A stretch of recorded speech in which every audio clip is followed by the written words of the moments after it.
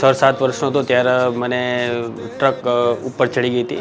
એ truck ચડી ગઈ ત્યારે મારા અબોધની પગ કપાવવો પડ્યો હતો. તો શરૂઆતના સ્ટેજમાં હું ઘોડી લઈને ચાલતો હતો. 10મા ધોરણ પછી જે ઓર્થોડોક્સ પદ્ધતિથી જયપુર ફૂટ બનાવતા હોય એ ફૂટ મેં બનાવરાયો હતો. અને એ ઓર્થોડોક્સ પદ્ધતિથી જે પગ સીધો રહે એની પ્રેક્ટિસ કરીને હું એ પ્રમાણે પગથી ચાલતો હતો, આર્ટિફિશિયલ લેગથી.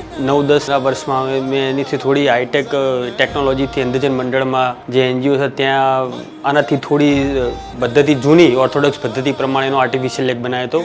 જે પગના લગભગ હું 10-15 વર્ષથી એ પગથી ચાલતો હતો. અને પછી મને લાગ્યું અને ઘણા બધા ફિઝિયોથેરાપિસ્ટના ડૉક્ટરોએ, ઓર્થોપેડિક ડૉક્ટરોએ, બાયોની સેન્ટર અમદાવાદો મને રેફરન્સ આપ્યો કે ભાઈ ત્યાં આનાથી પણ સારા ટેકનોલોજી હાઇડ્રોલિક ને સેમી હાઇડ્રોલિક ને ટાઈપના પ્રોસ્થેટિક પગ જે બનાવે છે. અને ઘણા બધા લોકોએ બાયોની સેન્ટર અમદાવાદના મને રેફરન્સ આપ્યા. ત્યારબાદ અહીંયા બાયોની સેન્ટર અમદાવાદનો મેં સંપર્ક સાધ્યો. તો મેં અહીંયા બાયોની સેન્ટર ખાતે હાલ જે પગ પહેર્યો છે એ પ્રમાણેનો પગ થોડો હાઇડ્રોલિક પદ્ધતિથી બનાવે છે. મને હાર્દિક સમાચાર અને એમની ટીમે મને બહુ ખૂબ સારો એવો રિસ્પોન્સ આપી અને ખૂબ સારી ટેકનોલોજી મને અનુકૂળ આવે ચાલવામાં. અને અગાઉના પગ કરતાં સારી એવી મેથડથી હું ચાલી શકું અને કોઈ લાગે જ નહીં કેમ કે પગ પહેર્યો છે અને એ પ્રમાણે જેમ આ પબ્લિક ચાલતી એ પ્રમાણે હું ચાલતો અને મને ચાલવામાં બહુ સરળતા રહે અગાઉના પગ કરતાં. તો એ પ્રમાણેનો પગ એમને મને બની આપ્યો છે. તૈયાર કરીને હું અહીંયા પ્રેક્ટિસ કરી રહ્યો છું પગની.